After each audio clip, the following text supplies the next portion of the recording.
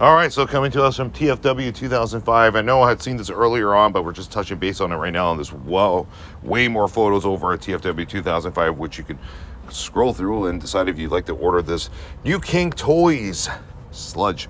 I reviewed back in the day a few of Cang Toys' first waves of pretty much the Beast Wars figures. They were good. This one is very similar in terms of the colors of what they did with that first wave there. The problem with this figure is the concept is there. I like what they're doing with, the Brontosaurus kind of head kind of swirling around, but it's just too long. It's too distracting. And I think that's going to drive people absolutely nuts when you're photographing it. Like, it's just too much going on.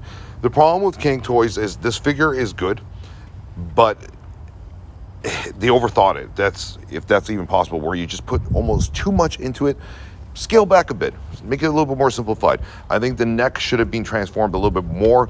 They could have added some arches there with, where you can basically kind of transform the Brontosaurus head to adjust it, essentially, where you can make it smaller. Now, maybe that's the case. Maybe that is an option where it's like a little ring where you just kind of you can knock it down and then extend it any way you want.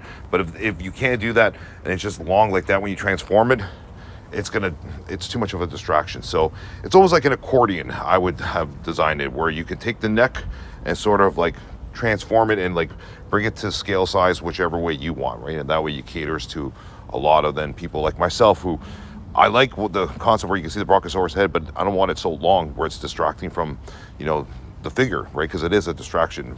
I would have preferred if it acts like a little accordion where you can tick, tick, tick, tick, tick. You like the little sound effects, right, guys? Where you can bring it down or make it long, whichever way you want. Check it out right now over at TFW 2005. Let us know what you guys think. Take care.